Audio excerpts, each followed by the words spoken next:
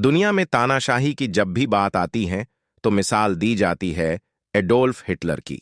Adolf Hitler इतिहास में दर्ज वह शख्सियत हैं जिसकी सनक और तानाशाही ने विश्व को एक युद्ध स्थल के रूप में तब्दील कर दिया था। द्वितीय विश्व युद्ध में जो भयानक नरसंहार और विनाश हुआ था, उसकी शुरुआत जर्मनी के तानाशाह हिटलर ने साल 1938 में ऑस्ट्रिया पर हमले के साथ कर दी थी।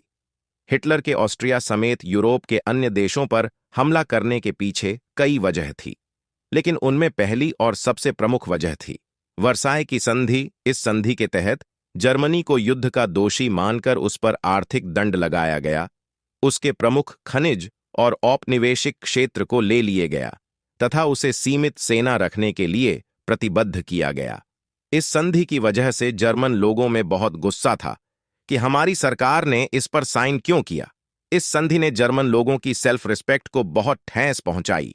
ये सब हिटलर ने अपनी आंखों से देखा और कसम खाई कि उसके देश के साथ जो कुछ भी हुआ है उसका वह बदला लेगा। इसलिए उसने 1919 में जर्मन वर्कर पार्टी ज्वाइन कर ली और धीरे धीरे इस पार्टी पर अपनी पकड़ बनाई और फिर इस पार्टी का नाम बदलकर नाजी पार्टी रख दिया।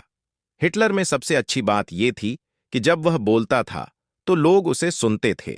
उसने लोगों को एक उम्मीद दिलाई कि वह जर्मनी का सम्मान वापस लाएगा। हिटलर अब कोई आम नेता नहीं था, क्योंकि जर्मनी में अब उसकी पॉपुलैरिटी काफी बढ़ गई थी। इसी वजह उसने साल 1923 में जर्मनी की सत्ता को गिराना चाहा, लेकिन इसमें वो नाकाम रहा और फिर उसे साल 1924 में सरकार गिराने के इल्जाम में 5 साल की सजा सुनाई गई। लेकिन वह 13 महीने में ही छूट गया, क्योंकि जनता का सपोर्ट उसके साथ था और जनता का सपोर्ट सबसे बड़ा सपोर्ट होता है। फिर साल 1929 में पूरी दुनिया में आर्थिक महामंदी छा गई, जिससे हिटलर को और ज्यादा फायदा हुआ। साल 1932 और 33 में नाजी पार्टी को 37% वोट मिलता है। वैसे तो यह इतनी बड़ी जीत नहीं थी, लेकिन नाजी पार्टी पार्लियामेंट में सबसे बड़ी पार्टी बन गई। जर्मनी का चांसलर बनते ही हिटलर सबसे पहले अपनी एयरफोर्स बनाता है, लेकिन वर्साय की संधि में साफ साफ लिखा था कि जर्मनी अपनी सेना नहीं रखेगा। हिटलर वर्साय संधि का उल्लंघन करता है और धीरे धीरे वह जर्मनी के एरिया को छुड़वाता है जो वर्साय की संधि के बाद में जर्मनी से छीन लिए गए थे। लेकिन साल 1939 में पोलैंड पर आक्रमण के साथ शुरुआत होती है द्वितीय विश्व युद्ध की, क्योंकि अब फ्रांस और ब्रिटेन भी इस युद्ध में शामिल हो गए थे। हैरानी की बात यह है कि हिटलर ने पोलैंड पर 20 दिनों के अंदर ही कब्जा कर लिया।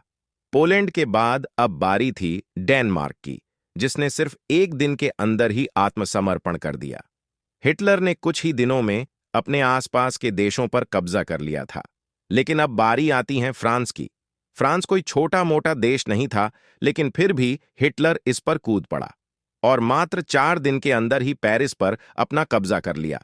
अब पूरी दुनिया हिटलर के नाम से डरने लगी, क्योंकि हिटलर ने सिर्फ 1 साल के अंदर 9 देशों पर अपना कब्जा कर लिया था। लेकिन हिटलर की भूख अभी मिट नहीं रही थी, क्योंकि अब वह रूस पर कब्जा करने की फिराक में था, और यही उसकी सबसे बड़ी गलती मानी जाती है। शुरू में हिटलर रूस के बड़े हिस्से को अपने कब्जे में ले लेता है, लेकिन जब नवंबर और दिसंबर में रूस में ठंड पड़ती है तो जर्मन सेना पीछे हटने लगती है, और इसका फायदा उठाते हुए रूस की सेना जर्मन सेना को खदेड़ देती है, और यहीं से शुरू होता है जर्मनी का पतन।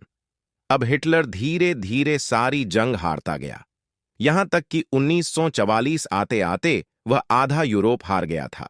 हिटलर ने 30 अप्रैल 1945 को सोवियत सेनाओं से घिरने के बाद बर्लिन में जमीन से 50 फुट नीचे एक बंकर में खुद को गोली मारकर आत्महत्या कर ली।